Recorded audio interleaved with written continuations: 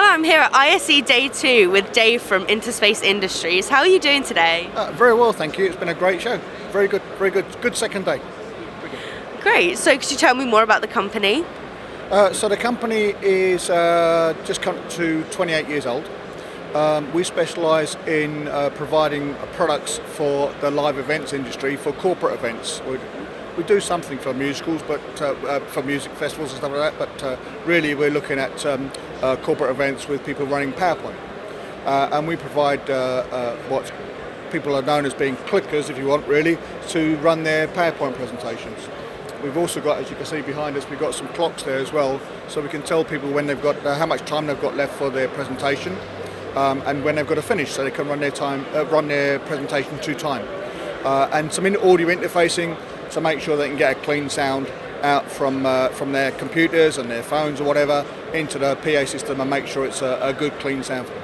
So that's what Interspace Industries has done, and we've been growing ever since. So it's doing well. Okay, fantastic. So you've been going so long. What was the inspiration behind originally starting your company? Oh wow. Right. So I was on a show. It was a Tuesday, and someone said, "Oh, you can build things, can't you?" I went, "Yeah." And they said, "Can you build me some cue lights, or clickers as we call them now?" And I said, "Yeah, I want." They said, "I want 4 of them," and I said, "When do you want them for?" And they said, "Friday." So I went home and I made some really horrible devices, and I got them ready for Friday, and it worked. And then I said, "Can you give me a couple of weeks, maybe a month or 2, and I'll come back and I'll replace them with some properly built products for them." So I did that, made 10 of those. Sold, exchanged the 4 that I made for that company, sold the rest off to another one. Did version 2. Version 2 then came out. Version 3. Version 3 sold 400 of those. Version 5 did 2,500. Version 5, version 6, 2,500, 3,000 each, and now we're up to I don't know, about 4,000, 5,000 per annum of what we're doing at the moment. So it just keeps on growing. But the inspiration was just someone say, "Can you build me something?" And I, as an engineer, I just took on the challenge. Yeah, that's a great story. Having gone on so long, how have you managed to keep up with the longevity of your products? This show. I mean, if you want, this is the whole point of coming to ISE, really, to talk to people and find out what they want. I mean, there's no point building something if you don't know what they're going to use it for. So yeah, the most important thing to me is the customers and finding out what they want to do next with the shows, and it keeps on evolving. You know, in the days when I started off, it was 35mm slide projectors, and that's why we used to have a cue light just to actually tell the technician when to change slides. And now we're running all other types of technology, from just straightforward RF and IP to run the computers directly.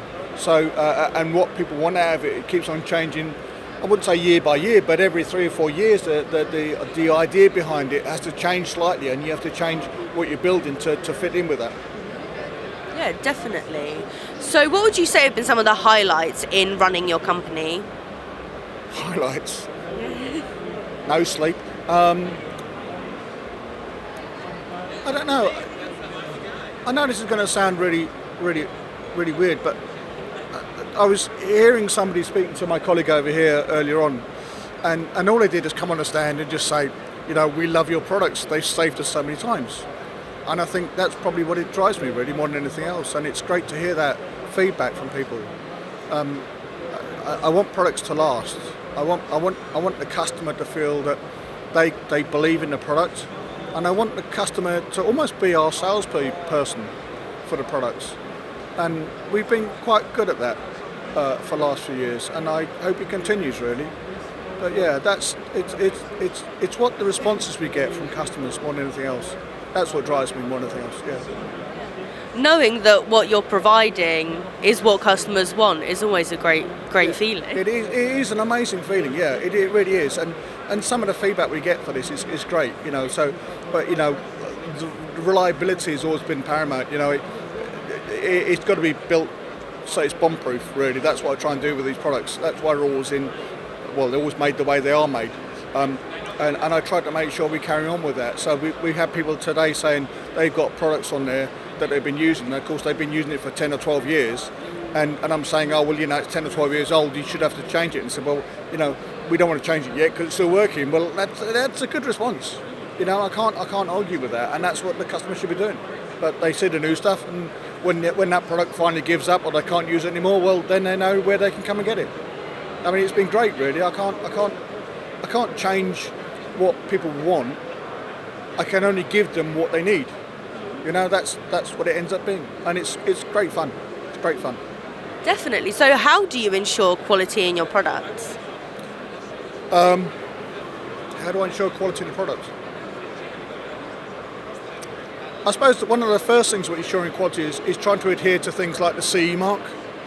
So the first thing is to look at the standards and what they've addressed as being poor quality. So I think the CE mark, or from a UK point now, the UKCA mark, to try and make sure that you adhere to those standards, so that they've come about over years to address shortcomings in products. That's what the standard's all about. So if you make a product to that standard, it should be better than anything else that's around, which is great, as well as making sure that it's not illegal or dangerous.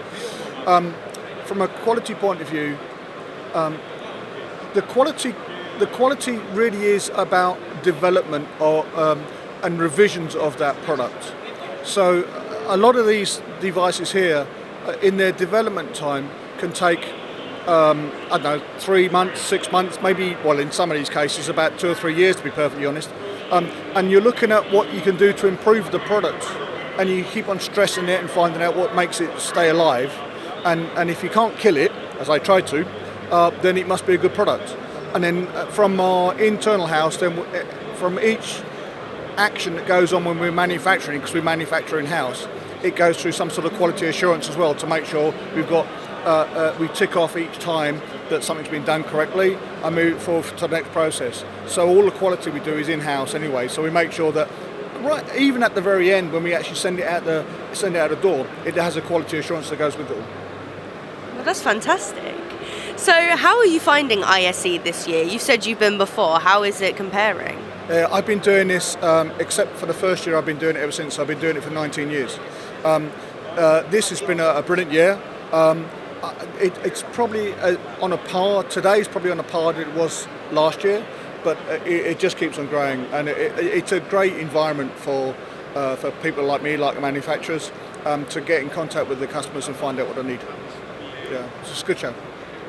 Great. And is there anything else you wanted to add before we wrap up the interview? No, thank you very much. I think that's it, really. I mean, have a great show, I suppose, is the best thing to say, and it has been a good show.